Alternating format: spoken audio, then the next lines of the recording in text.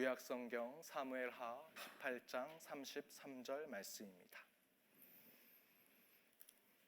구약성경 사무엘하 18장 33절 말씀, 우리 하나님의 말씀을 한 목소리로 읽도록 하겠습니다.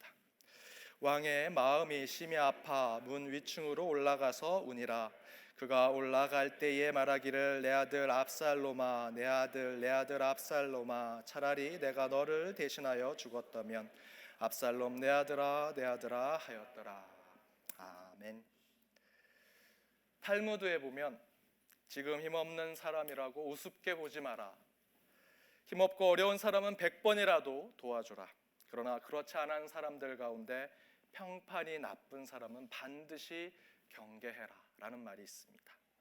이 격언을 읽고 나는 그렇게 살고 있는가 묵상을 해보았습니다. 사실 제대로 그리스도인이 되겠다고 결심한 이후로 제가 다짐한 것은 약한 사람에겐 약하게, 강자에겐 강한 예수님 같은 삶을 살겠다는 콜링 받은 자의 결심을 하고 살아왔습니다. 그렇게 살고 있었는가?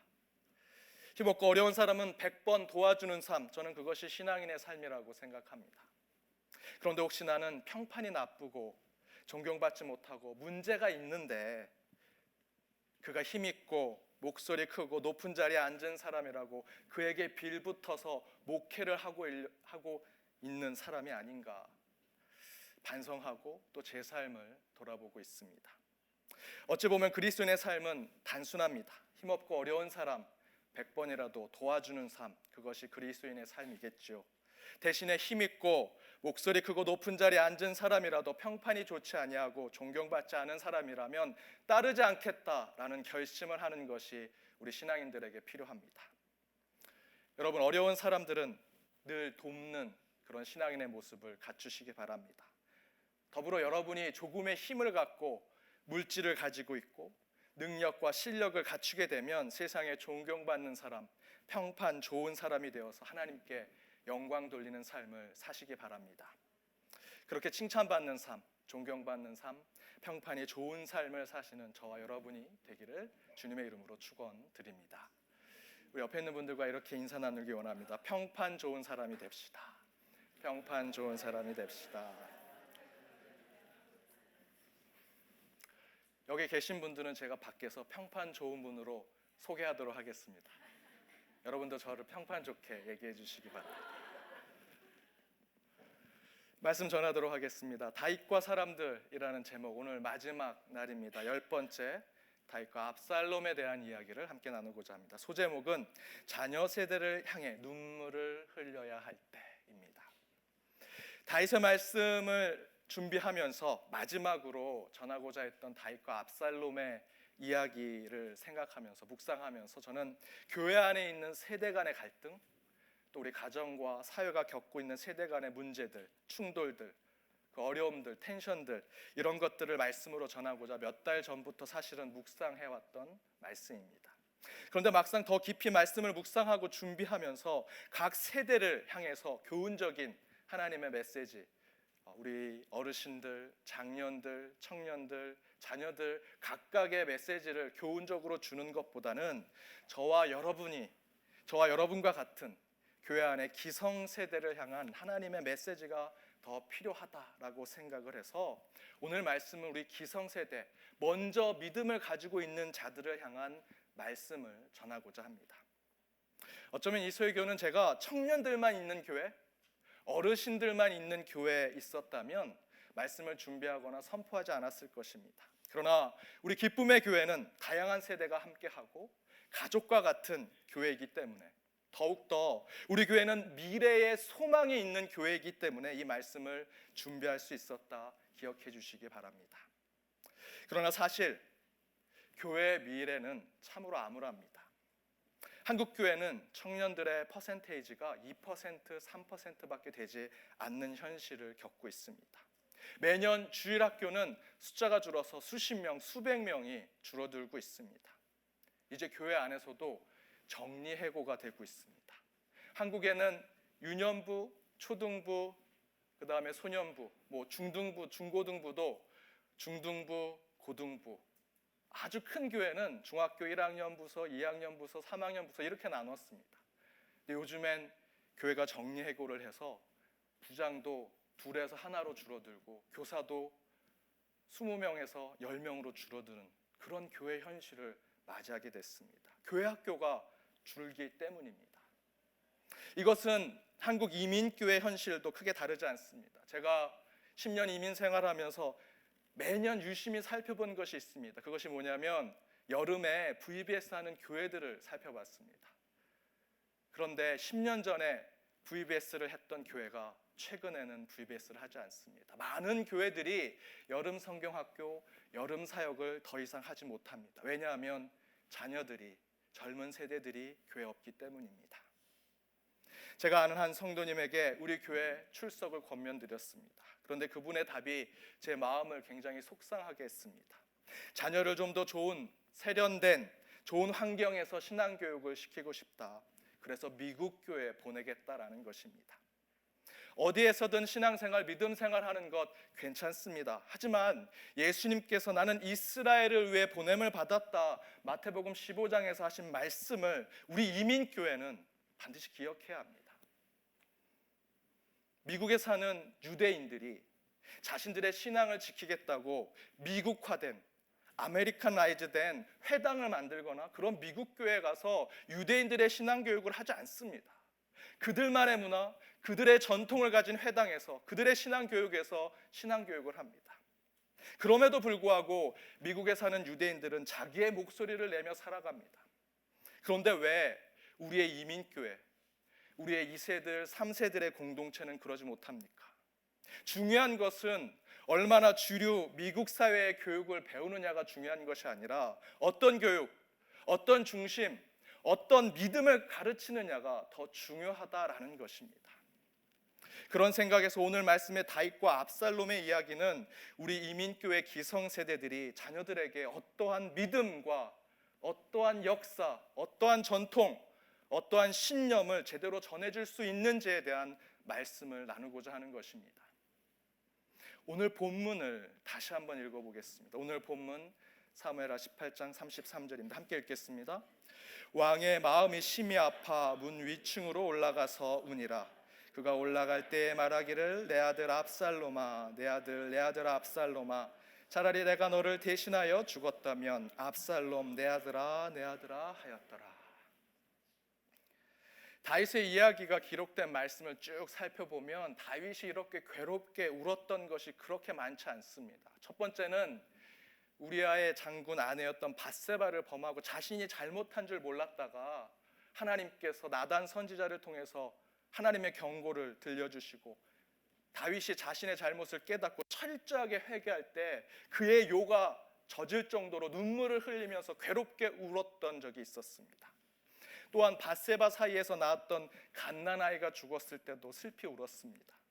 세 번째가 바로 오늘 본문입니다. 오늘 본문에서 아들 압살롬이 죽었을 때 다윗은 진정으로 속 깊은 괴로움과 슬픔을 표현하고 있는 것입니다. 그런데 이 말씀은 사실 굉장히 아이러니한 말씀입니다. 왜냐하면 아들 압살롬 때문에 울었다고 하기에는 그 이전의 상황, 오늘 본문 앞부분의 말씀이 매우 모순적인 모습을 보여주고 있기 때문입니다. 바로 이 본문 이전의 말씀을 잘 읽어보면 현재 압살롬은 아버지인 다윗 왕을 배신하고 반역하고 쿠데타와 혁명을 일으켜서 아버지를 죽이려 하고 아버지의 왕의 자리를 차지하려고 하는 상황입니다. 바로 그 상황에서 다윗이 압살롬의 반역을 다시 정리하고 궁에 들어왔을 때 압살롬이 죽었다라는 소식을 듣고 이렇게 슬피 괴롭게 울고 있는 것입니다. 자기를 반역하고 모함하려던 자가 죽었다면 기뻐하고 안도해야겠죠. 아무리 반역자가 아들이라도 자신을 죽이고 자신의 왕의 자리를 빼앗으려고 했던 자라면 그 반역이 진압이 되고 그가 잡혀서 처형이 되었다면 안도하고 잘됐다 생각하는 것이 보통 사람일 것입니다. 그런데 이 다윗은 그렇게 자신에게 도끼를 품고 사리를 가지고 있었던 그 압살롬이 죽었다는 소식에 이렇게 말합니다. 내 아들 압살롬아, 내 아들 압살롬아, 차라리 내가 죽었으면 좋았을 텐데. 너무도 슬퍼하고 너무도 괴로워하는 모습을 볼 수 있습니다. 만약에 여러분의 아들이 그랬다면, 여러분의 자녀가 그랬다면 여러분 어떻게 하시겠습니까? 저는 가끔 제 자녀들하고 게임을 합니다. 그때 제가 좀 못된 생각을 합니다. 요때 아빠 무서운 걸 좀 가르쳐줘야겠다. 그래서 꿀밤 내기를 합니다. 그래서 게임을 하다가 제가 처음에는 일부러 막 져줍니다. 그러면 그냥 제 이마에 와서 꿀밤을 때리려고 합니다. 아빠 아파? 그러면 눈물 나게 아파. 하나도 아프지 않은데. 그렇게 애들이 신나게 하죠. 마지막에 제가 꼭 이깁니다. 그리고는 진짜 세게 꿀밤을 때립니다. 제 막내는 피부가 안 좋아서 꿀밤 세게 때리면 혹이 생깁니다. 제가 혹이 나도록 제가 꿀밤을 잘 때리거든요. 그러면 엉엉 울고 엄마한테 가서 아빠가 자기 때렸다고, 한 게임 더 해. 절대 안 하겠다고, 아빠는 나쁜 사람이라고 이렇게 얘기합니다. 그럼 저는 속으로 회죄를 부릅니다. 이놈들 이제 아빠 무서운 줄 알겠지. 이렇게 저와 여러분이라면 자식들의 반란, 속된 말로 우리가 보통 얘기하는 말로 자녀들이 부모한테 기어오른다면 가만히 있지 않을 것입니다. 저처럼 꿀밤을 세게 먹여서 정신 번쩍 들게 하죠. 아빠는 기어올라서는 안 되겠구나. 엄마한테는 함부로 해서는 안 되겠구나. 그러나 압살롬의 반역은 단순히 꿀밤 때리기 정도로 진압이 되는 것이 아닙니다. 칼과 창을 들고 아들 압살롬이 아버지 다윗을 죽이려는 그 반역을 하고 있는 것입니다. 반역자의 아들은 다윗 입장에서는 아들이 아니죠. 살인자고 원수입니다. 그가 그 반역 가운데 처형이 되었다면 안도할 일입니다. 그런데 다윗은 도리어 슬피 울고 괴로워하고 있다고 설명하고 있습니다. 그런데 그 아들 압살롬을 향한 다윗의 눈물과 괴로움에는 사실 속 깊은 이유가 있습니다. 그 이유가 뭘까? 그런데 저는 그 이유를 우리 한국 역사 가까운 곳에서 발견했습니다. 영조와 사도세자의 이야기입니다. 최근에 사도라고 하는 영화에서 그 이야기를 잘 비춰주고 있습니다. 혹시 보지 않으셨으면 꼭 한번 보기를 권면드립니다. 역사의 기록에 의하면 영조와 사도세자가 부자 관계에서 외척, 처가와 또는 외가의 이런 이 신하들의 정치적인 역학 구도 때문에 영조 아버지가 아들인 사도세자를 죽였다라고 기록합니다. 근데 이 영화는 다른 관점을 보여줍니다. 부자 관계에 문제가 있었다. 세대 간의 갈등에 의해서 그런 비극이 벌어졌다라고 설명하고 있습니다. 잘 아는 이야기지만 간단히 말씀드리면 영조대왕은 사실은 조선 왕조의 정통성을 가진 왕족이 아니었습니다. 사실 무술이 하녀의 자식으로 조선 왕조의 엄청난 권력 암투에 살아남은, 그래서 왕위를 지킨 사람입니다. 그래서 영조대왕은 어찌되었던 자신의 자녀는 그 왕위의 정통성을 지키고 힘있고 실력있고 능력있는 뛰어난 후왕이 되기를 바랬습니다. 그 가운데 바로 세자가 태어난 것입니다. 그래서 영조는 그 세자의 어린 시절에서부터 엄격한 교육을 시키고 더욱 단단한 왕, 힘 있는 성군으로 키우고자 노력했습니다. 그러던 중에 영조는 어느 정도 나이가 된 세자에게 양위, 왕의 역할을 맡깁니다. 영조왕이 살아있는데 세자가 왕의 역할을 하는 것입니다. 그런데 세자는 아버지 영조대왕과는 달리 자기 주관을 가지고 개혁적이고 진보적인 정책을 펼치려고 합니다. 각 정치 세력에 적절하게 균형을 맞춘 탕평책, 예를 든다면 전라도에서 한 사람, 경상도에서 한 사람, 충청도에서 한 사람, 이렇게 얘기하면 꼭 강원도 출신 분들이 설교 끝나고 왜 우리 지역은 얘기 안 했냐고, 그래서 강원도 한 사람, 서울에 한 사람, 경기도 한 사람, 이렇게 뽑아서 국사를 펴는 것입니다. 영조는 그렇게 했습니다. 더 훌륭한 인물이 있을지라도 탕평책으로 적절하게 지역을 배분했습니다. 그런데 사도세자는 필요한 정책, 백성에게 필요한 국사가 있다면 꼭 해야 할 사람을 쓰도록 했습니다. 그런 세자의 개혁적인 성향이 싫었던 영조대왕, 아버지 영조대왕은 신하들 앞에서 아들 세자에게 무안을 줍니다. 그리고 대왕 대비가 죽은 후에 왕의 법도와 다르게 행동한 세자에 대해서 아버지 영조는 더욱 화를 내면서 아버지와 아들의 관계가 더욱더 뒤틀어집니다. 세대 간의 갈등이 심각해지는 것입니다. 그래서 사도세자는 밤에 아버지 영조를 죽이려고 갔다가 다시 돌아옵니다. 그 얘기를 듣고 그것을 반역이라고 생각한 아버지 영조는 아들 세자에게 직접 자결하라고 칼을 줍니다. 그 말을 듣지 않자 뒤주 쌀통에 아들을 가둡니다. 그리고 8일이 지나서 꺼냈더니 그 아들이 주검이 돼서 나오게 된 얘기가 영조와 사도세자의 이야기입니다. 영화상에서 뒤주에서 거의 죽게 된 세자 앞에서 눈물을 흘리면서 아버지인 영조가 왜 그동안 아들인 세자를 그렇게 혹독하게 훈련시키고 엄하게 키웠는지 눈물로 이야기합니다. 영조대왕은 책과 학문 대신에 그림과 자연, 무예를 좋아하던 아들 세자를 받아들이지 않았습니다. 대신에 더 강하고 더 단단한 왕을 만들려고 일부러 매정하고 독하게 키웠습니다. 어쩌면 그것이 아버지들의 또 다른 사랑의 표현이었는지도 모릅니다. 이에 대해서 아들 세자가 그것이 아버지의 사랑 표현이었는지는 모르지만 아들로서의 솔직한 이야기를 이렇게 표현합니다. 나는 임금도 싫소, 권력도 싫소. 내가 바란 것은 아버지의 따뜻한 눈길 한번, 다정한 말 한마디였소. 실제로 영화상에서 영조는 세자가 뒤주에서 죽어 시체로 나오는 장면에서 오열을 합니다. 그런데 저는 그 모습이 다윗이 압살롬이 죽었다고 소식을 들은 후에 이렇게 슬피 울었던 오늘 본문의 모습과 서로 오버랩이 됩니다. 그 장면만 유사한 것이 아닙니다. 사실은 내용도 굉장히 유사합니다. 실제로 압살롬은 다윗에게 사랑받는 셋째 아들이었습니다. 첫째, 둘째 아들이 다윗의 왕권을 이어받기에는 부족함이 많았습니다. 그래서 실제로 다윗과 백성들은 셋째 아들인 압살롬이 다윗 다음에 왕이 될 것으로 생각했습니다. 성경도 이렇게 기록하고 있습니다. 사무엘하 14장 25절입니다. 온 이스라엘 가운데서 압살롬같이 아름다움으로 크게 칭찬받는 자가 없었으니 그는 발바닥부터 정수리까지 흠이 없더라.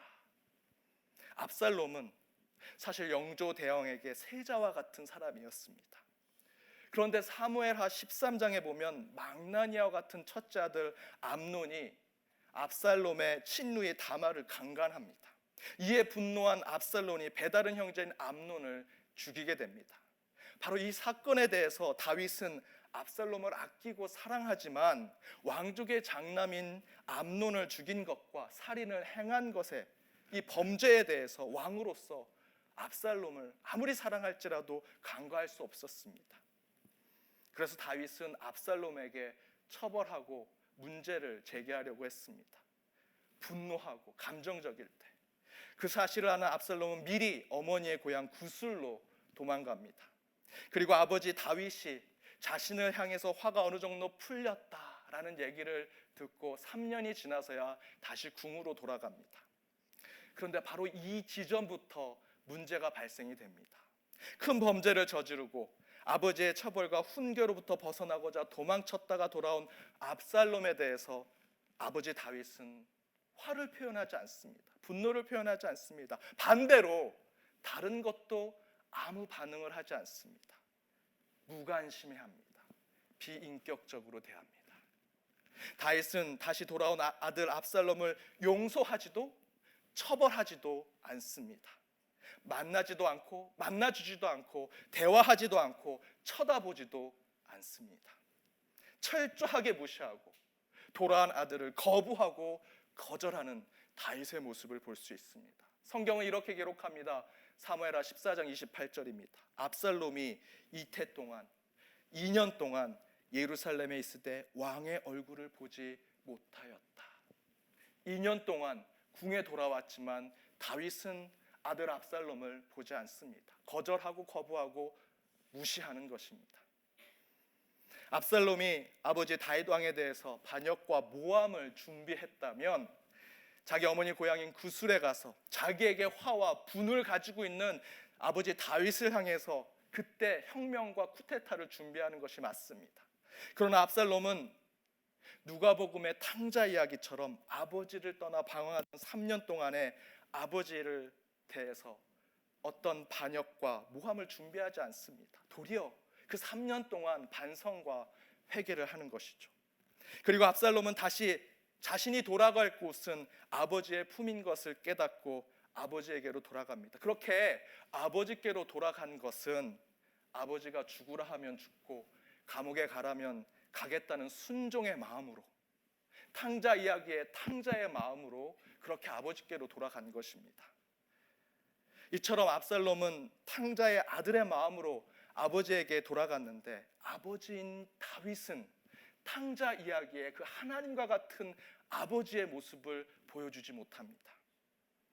어쩌면 사도세자의 아버지인 영조대왕처럼 냉혹하고 매정하게 해서 압살롬을 더 강하고 단단한 힘 있는 왕으로 세우고자 키우고자 했는지도 모르겠습니다. 성경에 없지만 다윗이 이런 생각을 가지고 있는지도 모르겠습니다.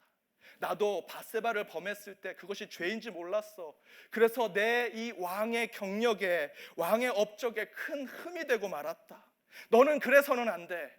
그래서 내가 매정하게 하는 거야. 그래서 너를 거절하고 거부하는 거야. 그래서 무시하는 거야. 넌 그걸 깨달아야 돼. 이런 생각으로 2년 동안 압살롬을 보지 않았다라는 생각이 듭니다. 어찌되었던 다윗은 압살롬을 벌레처럼 대합니다. 그런데 그 이후의 상황은 어떻게 진전이 됩니까? 사무엘하 15장에서 다윗은 압살롬을 만나주지만 이미 압살롬은 마음이 떠났습니다. 압살롬이 다윗을 만난 후에 얼마 지나지 않아서 압살롬은 반역을 준비합니다. 아마도 바로 아버지인 다윗이 아들인 압살롬을 벌레 대하듯 비인격적으로 거절하고 거부했던 그 모습이 아들 압살롬은 큰 상처가 되었던 것입니다. 성경의 역사가들은 압살롬이 아버지인 다윗을 반역한 것이 신하들의 정치적인 역학 구도 때문에 발생된 것이라고 설명합니다. 하지만 저는 다른 관점으로 봅니다. 영화 사도가 영조와 사도세자의 문제가 정치적인 문제보다는 부자 관계, 아버지와 아들 관계, 세대의 갈등의 문제로 설명해서 이야기한 것처럼 다윗과 압살롬의 갈등도 정치적인 목적 이면에는 부자 간의 갈등, 세대 간의 충돌의 문제가 있었다고 묵상할 수 있습니다. 어찌되었든 압살롬은 반역과 그 혁명에 반짝 성공을 합니다.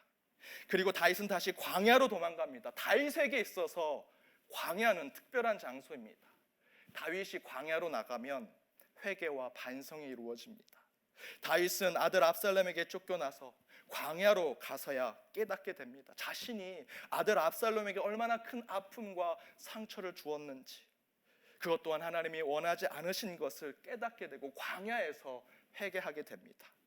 그래서 바른 부자의 관계, 세대 간의 화해의 가능성을 깨닫고, 이제는 내가 광야에서 깨달았으니 시간만 주어진다면 압살롬과 좋은 관계를 만들겠다, 부자 관계를, 아버지와 아들 관계를 좀 제대로 해보겠다라는 마음으로 성경에서 이렇게 지시합니다. 사무엘하 18장 5절입니다. 함께 읽어보겠습니다. 왕이 요압과 아비새와 이때에게 명령하여 이르되 나를 위하여 젊은 압살롬을 너그러이 대우하라 하니 왕이 압살롬을 위하여 모든 군 지휘관에게 명령할 때에 백성들이 다 들으니라. 다윗 왕은 아들 압살롬의 반역과 모함을 진압할 때 혹 압살롬을 잡게 되거든 나를 생각해서, 내가 이제 아버지와 아들의 관계를 제대로 깨달았고 하나님의 뜻을 깨달았습니다. 그러니 당신들이 내 신하지만 내 청을 좀 들어주소. 나에게 시간을 주고 나에게 기회를 주소. 아들과의 관계로 회복할 수 있도록 그를 잡으면 생포해 주시고 살려주십시오. 그런데 성경은 비극을 이야기합니다. 다윗 장군이었던 요압은 압살롬을 잔인하게 죽입니다. 그리고 그렇게 구걸하듯 신하들에게 아들 압살롬의 생명을 살려달라고 부탁까지 했음에도 불구하고 비참하게 죽었다는 소식을 들은 다윗이 내 아들 압살롬아, 내 아들 압살롬아, 차라리 내가 죽었었던 것이 나았을 텐데 라는 그 슬픔을, 그 아픔을 그렇게 토로하는 것입니다. 그런데 차는 이미 떠났습니다. 이미 다리를 건넜고 건널 수 없는 강을 넘어왔습니다. 그것은 영조대왕이 아들 사도세자가 뒤주에서 죽어 나올 때 느끼는 감정과 바로 이 다윗의 오늘 본문이 똑같다라는 생각이 듭니다. 그런데 여러분, 이 처절한 외침이, 이 탄식의 고함과 이 기도가 우리 교회에서 울려 퍼지지 않는다면 우리 교회는 가깝게는 20년, 멀게는 저와 여러분이 다 죽어 없어지는 40년, 50년 후에는 이 교회는 텅 빈 창고가 되든지 요가센터, 술집으로 바뀔지도 모릅니다. 이것이 교회 역사라면 저는 받아들이겠습니다. 교회가 태동하고 부흥하고 성장해서 쇠퇴하고 사라지는 것이 교회 역사라면 그렇게 되겠거니 하고 수용하겠습니다. 그런데 우리 교회 기성세대, 저와 여러분과 같은 먼저 믿는 자들이 좀 더 노력하고 좀 더 기도하고 오늘 말씀의 다윗처럼 좀 더 일찍 광야에 나가서 회개하고 반성하고 깨달았다면 우리 교회의 쇠퇴, 신앙 공동체의 종말을 막을 수 있고 도리어 더 부흥으로 나아갈 수 있게 만들 수 있다, 저는 믿습니다. 그런데 우리는 여전히 우리의 자녀 세대들, 우리의 청년의 세대들, 우리 젊은 세대들에게 매정한 영조대왕처럼, 냉혹한 다윗 왕처럼 대하고 있는 것은 아닌지, 그래서 그들을 다 내쫓고 있는 것은 아닌지 생각해 볼 필요가 있습니다. 찰스 스펀전 목사님이 있습니다. 그는 위대한 설교가입니다. 어린 시절부터 목사인 할아버지로부터 많은 설교를 듣고 수많은 책들을 유전으로 받았습니다.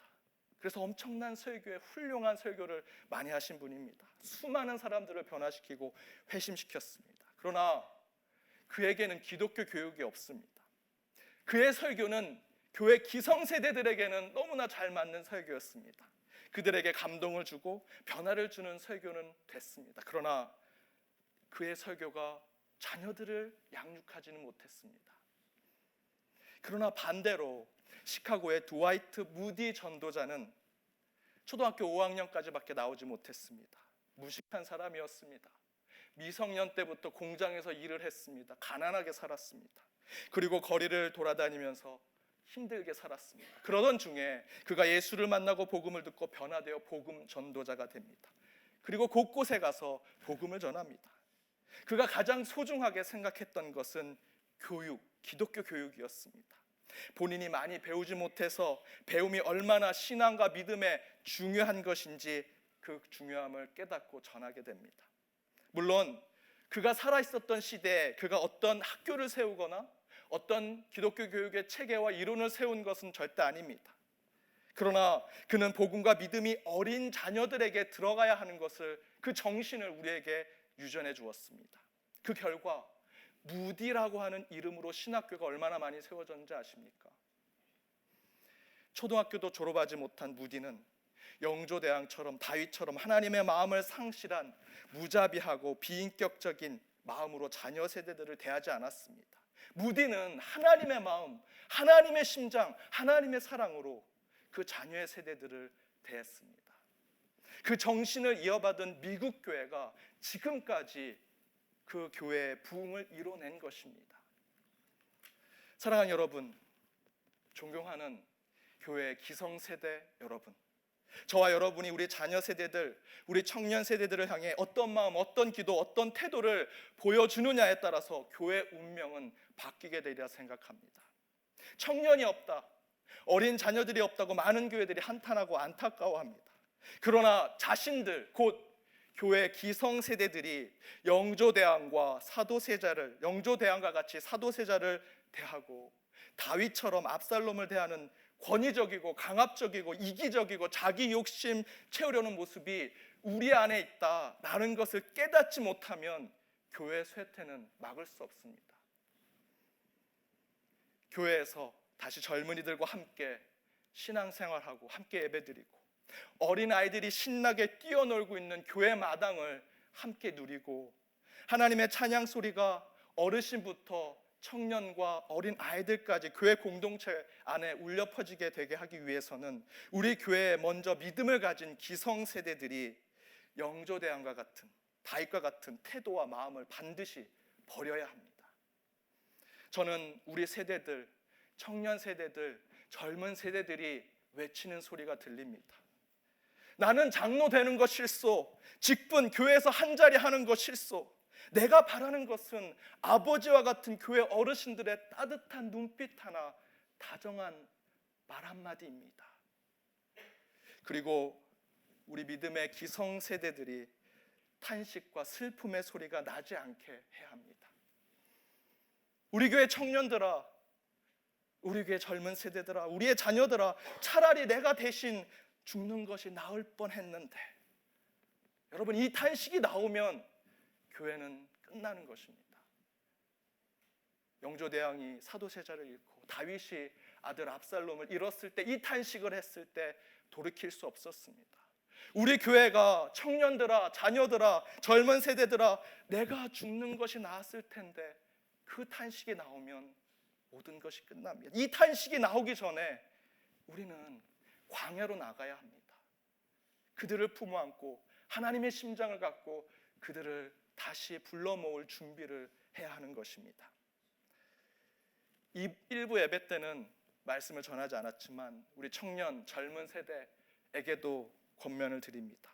기성세대가 오늘 말씀을 통해서 미랄이 되고 헌신하고 섬김의 모습을 교회에서 보여주신다면, 젊은 세대인 여러분, 청년 세대인 여러분, 여러분도 함께 띄워주셔야 합니다. 교회를 위해서 헌신하시고 여러분도 미랄이 되도록 준비하셔야 합니다. 왜냐하면 여러분도 언젠가는 기성세대가 될 것이기 때문입니다. 사랑하는 여러분, 옛말에 공부에서 남주라는 말이 있습니다. 저는 그 말을 우리 신앙 가운데 실천해야 된다고 믿습니다. 교회에서 구원받고 하나님 사랑받고 축복받았다면 여러분 이제 그거 남주십시오. 그 실천이 가장 먼저 우리 교회 안에 있는 자녀들, 청년들, 젊은 세대들을 향해 주시기 바랍니다. 여러분, 이제 우리 기성세대, 먼저 믿는 자들은 광야로 나가야 합니다. 그때 우리 교회 안에 있는 젊은 세대, 청년들, 자녀들이 하나님이 허락하신 푸른 초장에서 하나님의 쉼을 얻을 수 있기 때문입니다. 기도하겠습니다. 사랑의 하나님, 주님의 말씀에 순종하며 응답합니다. 다윗과 압살롬의 관계 속에서 참된 부모의 세대의 역할을 깨닫습니다. 우리 교회의 청년들에게, 어린 자녀들에게, 젊은 세대에게 따뜻한 말 한마디, 주 안에서의 사랑의 표현이 있었는지요? 교회의 소망이 오직 예수를 통해 아침 이슬 같은 자녀 세대로부터 시작되게 하시고, 먼저 믿은 자들은 주님 가신 길을 쫓아 미랄이 되고 섬김의 뿌리가 되게 하여 주옵소서. 그러나 교회 젊은 세대들도 언젠가는 기성세대와 먼저 믿는 자들이 됨을 깨달아 지금 자리에서 더욱 겸손히 신앙을 지키고 하나님 나라를 확장시키는 역할에 최선을 다하게 하여 주옵소서. 다윗의 탄식과 슬픔의 외침이 나오기 전에 교회의 미래를 지키는 우리 기쁨의 교회가 되기를 소망합니다. 말씀에 결단하여 더욱 세대 간의 갈등과 차이를 믿음과 신앙으로 극복하게 하여 주옵소서. 이 모든 말씀 예수 그리스도의 이름으로 기도드립니다. 아멘.